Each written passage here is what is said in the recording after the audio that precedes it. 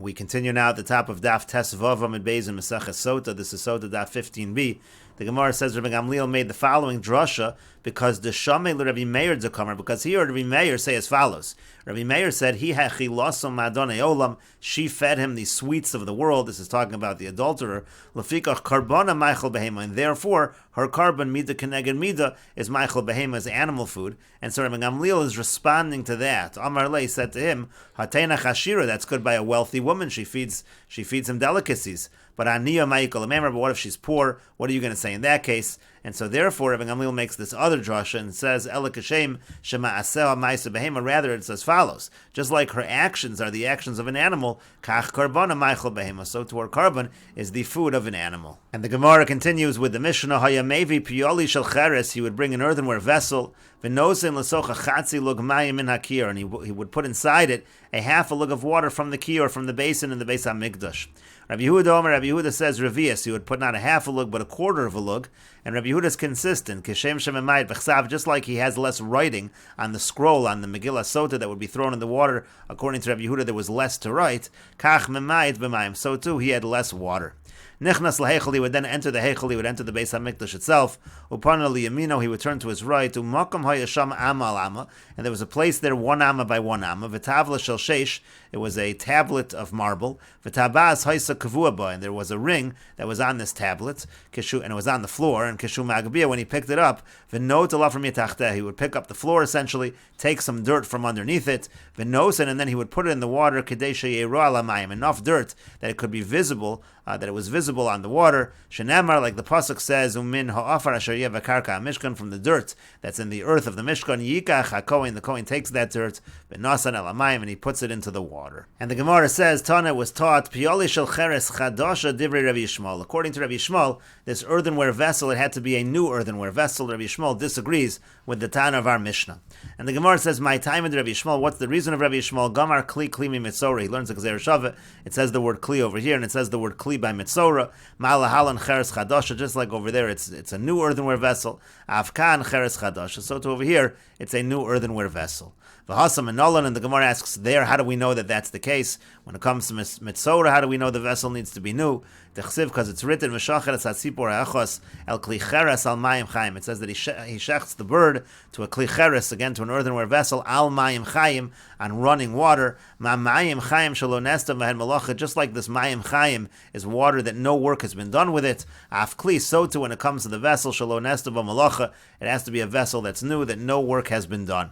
The Gemara says, but if you're going to make a comparison between our case of Sotah and the case of Mitzora, so just like over there, it's running water, it's spring water, Afkan Mayim Chaim, so over here it should have to be running water. And the Gemara says, Rabbi Yishmael hachanami, that's not a problem, because we're in the sheet of Rabbi Yishmael here. He's the one comparing Sotah to Mitzora, and according to Rabbi Yishmael, that's indeed the case. The Yom Rabbi Yochanan, because Rabbi Yochanan said, Meikir, when it comes to the water that's in the basin, which is where you're getting the water from for the waters of the Sotah, Rabbi Yishmael Omer Meimayon Hein, Rabbi Yishmael says it's spring water, V'chachamim Omer Mishar Meimos Hein, and the Chacham say it could come from other water, so Rabbi Yishmael is consistent. He would say also by the water in the Kiyur, the water used for the Sotah, that's also Mayim Chayim. But the Gemara continues, but we can refute this comparison. How can you make this comparison between Mitzora and Sotah? But Ma'ala Mitzora, what do we find by Mitzora? Shekain ton eitz erez. Mitzora, there's a requirement for cedar wood, ve'ezov and hyssop, ushni tolas, and scarlet wool, scarlet thread. So how can you make a comparison? How can you learn anything from Mitzora? It's a different kind of case. And the Gemara says, Amar Rabba says, Amar Kra, the Pasuk says, the following drasha we make, B'chli cheres, when it talks about Sotah, it says in a kli cheres as if it's something we already know about in another context. So kli shamarti lach kvar refers to the vessel that I've already told you about, meaning the same vessel that I told you about by Mitzora, that's the vessel by Sotah as well. Rashi says, Amar Rabba b'chli shamarti lach kvar hacham mashmalei l'Rabba. What Rabba is saying is as follows. From the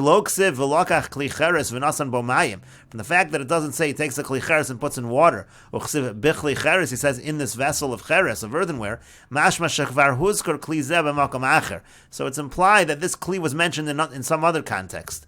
That kli that I talked about in some other place, so that's what you're going to use over here by Mitzorah. Umay nihu de Mitzorah, and by Sotah. Umay nihu de Mitzorah. What was that other place? That's by Mitzorah, the same vessel that's used by Mitzorah. That's what's going to be used by Sotah.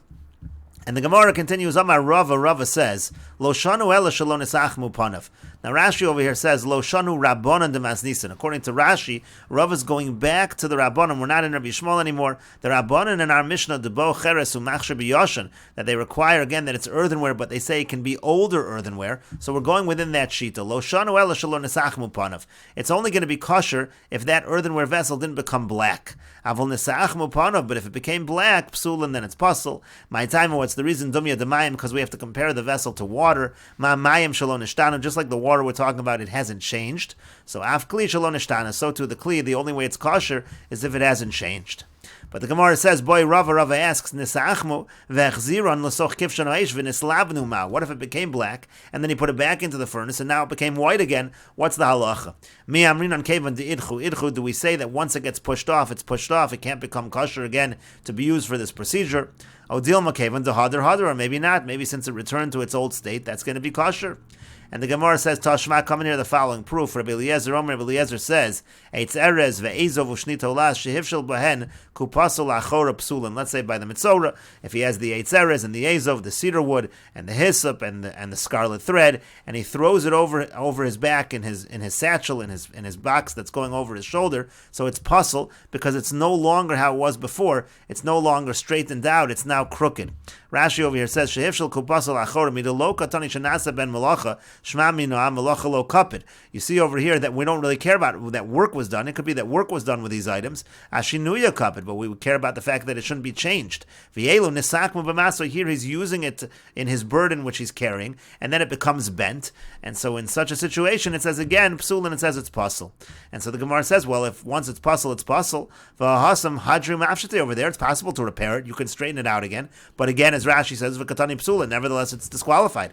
You see, once it's pushed off, it's pushed off. And the Gemara answers, no, Hasam over there, the ikla fiklufe. Over there, it's not just that it's bent, it also gets peeled, it's permanently damaged. And therefore, in that case, it's possible. There's nothing you can really do to make it kosher, but it could be in a case where it can be restored. Perhaps it is kosher. And the Gemara continues that the two dots, the Mishnah said, Nichnas lahechel, the Kohen enters the hechel, upon liyamino, he turns to his right. My time, what's the reason? Damar Mar, because the Master said, Kol pinos shatapona, all turnings which you do, lo yehu ela derech yamin, it should always be towards the right. And the Gemara continues at the two dots, Makam hayasham ama v'chulu, so there was this area in Ama Alama, they would lift up the floor and they would get the dirt from there. Tanu Rabbana, and the rabbis taught, Umino offer asher yiyah, it says from the dirt. Yachol yisaken mibachutz v'yachnas, I might think that you can take dirt from the outside and bring it into the Beis HaMikdash, and then that's okay. Talmud lomar bekarka ha-mishkan, it says no, it's got to be the earth that's from the Mishkan.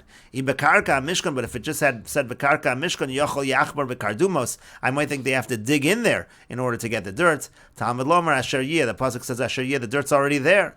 Haketzat, so how so? Yesham, so if there's dirt there, so then have, then you bring that dirt. Ein sham, but if there's no dirt there, tein sham, you could just put some dirt there. You don't have to dig for that dirt.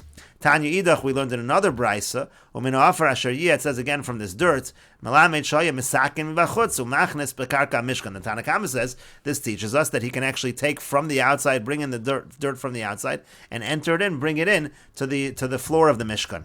Isi ben Yehuda, or Isi ben Yehuda says Lahavi Karka. It comes to include Karka. It comes to include the land of. And Rashi explains, Tanya Yidach, we learned in another brisa, Pliga Hach Kamaisa. This second brisa is arguing on the first brisa, the Tanu Rabbanan.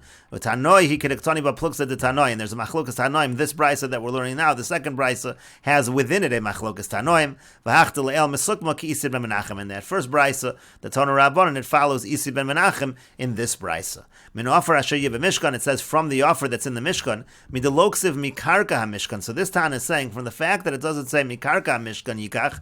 Eino makved ela sheyachnes lahechol. All the pasuk is strict about is that he has to bring the dirt into the hechol. Melamid shemesaken b'chutz. That means that he can have the loose dirt. He can bring that in from the outside. Umachnes mibifnim lahechol, and he can bring it into the hechol v'nosen elamayim, and then put it directly into the water. And according to this Tana, ve'ein tzarich lanicho bekarka hechol. He doesn't even need to put that dirt on the karka of the hechol. He doesn't need to put it on the ground. Bekarka hamishkan isi ben Yehuda. Now bekarka hamishkan isi ben Yehuda says bekarka hamishkan l'mayasa. What is the word? What are the words bekarka hamishkan coming for? Kevan di alfinan me'asher yiyah de'ein tzarich litlo me'al gabi karkoi. Since we already know that he doesn't have to take it from the earth, and we will continue with this discussion in the next video on Daf Tezayin Amud Aleph.